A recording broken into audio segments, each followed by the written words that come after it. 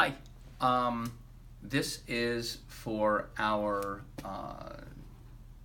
discussion, our paper on the literature focus unit. We happen to be doing this on location. My house is being tented. So we're in a hotel room. My wife is holding the camera. And we're going to try to get through this very quickly. So here we go. This is the literature focus unit, week 8. What was the focus of this lesson? What we're trying to do is we're trying to tie together all of the previous knowledge of the student going into this story, pulling meaning from the text. We're going to try to pull the story out of the words that are in the book, and then learning and familiarizing ourselves with the different parts of a book. Every book has a cover, a front cover, a back cover, a spine, a title, an author, an illustrator. Most of those are all in the book. Guess what? This one is not having a title page.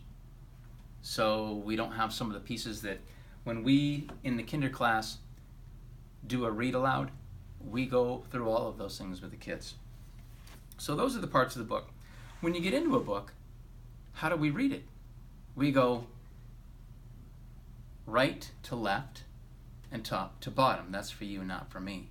Right to left, top to bottom.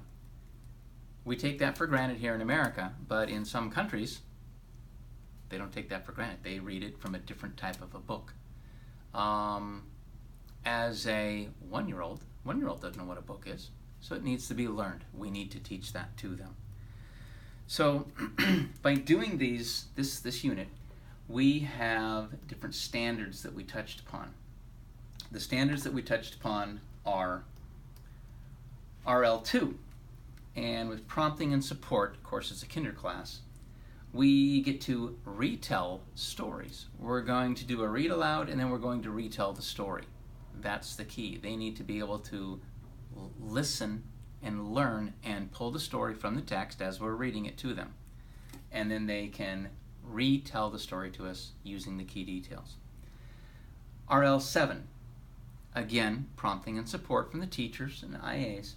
We describe the relationships between the text and the illustrations, the pictures. A picture's worth 1,000 words, right? So that helps to tell the story. When we do stuff with kids, when they're trying to retell us the story or tell us a different story, we have them draw. So pictures are really important at the kinder level. Okay, RL10, engage in group and reading activities. Well, the read aloud is a reading activity. We ask them questions during the read aloud. We check for understanding of, are they getting the content from the text? Are they understanding the story? And then, is this activating prior knowledge? Activating prior knowledge with these kids is really, really important. If we can relate it to their own background and their own life, things that they're familiar with, they're going to be able to understand it a lot better. So, all of these with prompting and support. The main activity that we did in this class is the read aloud and the read along, because we hold it up so they can see it. The book, brown bear, what do you see? Oh, there's the title page, I missed it. This is the title page. Brown bear, what do you see? I see a red bird looking at me. Ah, here's a red bird. Red bird, what do you see? I see a yellow duck looking at me. And as the teacher or the IA doing the read aloud, you want it to sound consistent throughout, so the kids are going to get the rhythm, so they're going to be able to go ahead and follow along. Yellow duck, what do you see? I see a blue horse looking at me. So it needs to be consistent for the kids. Whoops, where'd the blue horse go? There's the blue horse. Blue horse, what do you see? I see a green frog looking at me. and on and on and on. And we go through all the different animals. We go through a bunch of different colors. We try to relate the colors, make sure that they understand the colors. Teacher, teacher, what do you see? I see children looking at me.